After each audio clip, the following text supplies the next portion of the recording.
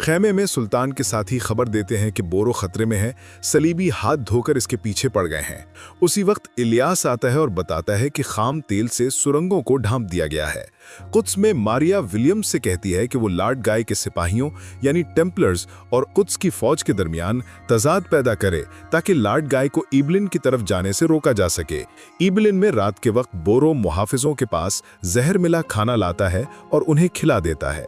सो बालिन उसे बताता है कि कुद्स से उनकी मदद के लिए एक बहुत बड़ी फौज आ रही है, जिस पर बोरो परेशान हो जाता है और बालिन के जाने के बाद साइवा से कहता है कि सुल्तान तक ये खबर पहुंचानी चाहिए। उधर सुल्तान साथियों को जंग के लिए तैयार करते हुए कहते हैं कि वो बोरो के बताए हुए खुफिया रास्ते से दाखिल होंगे। उसी लम्हे खलील शमसा की जानिब से आया हुआ खत देता है। एबलीन में बोरो सुल्तान को पैगाम देने के लिए कबूतर खाने में जाता है तो वहाँ उसके सिपाही की लाश पड़ी होती है और उसी लम्हे बालिन वहाँ पहुँचता है और कहता है कि वो उसके हर एक झूठ के बदले उसके टुकड़े टुकड़े करेगा और उन दोनों में लड़ाई शुरू हो जाती है। बाहर सलाहुद्दीन किले के दरवाजे को तोड़ते हुए अंदर दाखिल होते हैं और दूसरी जानिब सायरा खुफिया दरवाजा खोलती है तो कारातीगन सिपाहियों के साथ दाखिल होता है। कुद्स में लॉर्ड गाय सबेला को अलविदा करते हुए कहता है कि बालिन उसके सामने टिक नहीं पाएगा और वहां से चला जाता है। किले में सलीबियों को कटता देखकर मार्कोस बालिन को खबर देता है, जिस पर वो मार्कोस को बोरो के पास छोड़कर खुद बाहर निकल जाता है। एक जंगल में कुद्स की फौज का कमांडर लॉर्ड गाय से कहता है कि वो टेम्पलर्स के साथ मिलकर अपने हम मजहबों का खून नहीं बहाएंगे और विलियम्स छुपकर ये सब देखते हुए खुदा से माफी मांगता है कि उसने खुदा के बच्चों को आपस में लड़ा दिया। किले में सुल्तान और उनके सिपाही काफिरों को चीरते चले जाते हैं। एक सिपाही बालिन से कहता है कि उन्हें भागना चाहिए, वो किला खो चुके हैं, जिस पर वो अपने सिपाही को दबोच लेता है और कहता है कि वो खून के आखिरी कतरे तक लड़ेगा। बाहर काजी फाजिल सुल्तान के पास अय्यूबी झंडा लेकर आते हैं। सुल्तान बोरो से बालिन के बारे में पूछते हैं, जिसे एक निकाब पोश बेहोश करके साथ ले जाता है और किले पर अय्यूबी परचम लहराए जाने के बाद फिजा अल्लाहु अकबर के नारों से गूंज उठती है। अगले मंजर में सुल्तान अपने साथियों के साथ अय्यूबी पौधे के पास खड़े होते हैं और अय्यूबी रियासत के लिए दुआ करते हुए अपना झंडा गाड़ने के बाद सब बारी बारी उस पौधे को पानी देते हैं। गूक बोरो कहता है कि इत्तेफाकन अय्यूबी रियासत और नबी करीम सल्लल्लाहु अलैहि व आलिहि वसल्लम की पैदाइश का दिन एक ही है। शाम की वापसी पर उन्हें 12 रबीउल अव्वल को आप सल्लल्लाहु अलैहि व आलिहि वसल्लम की शान में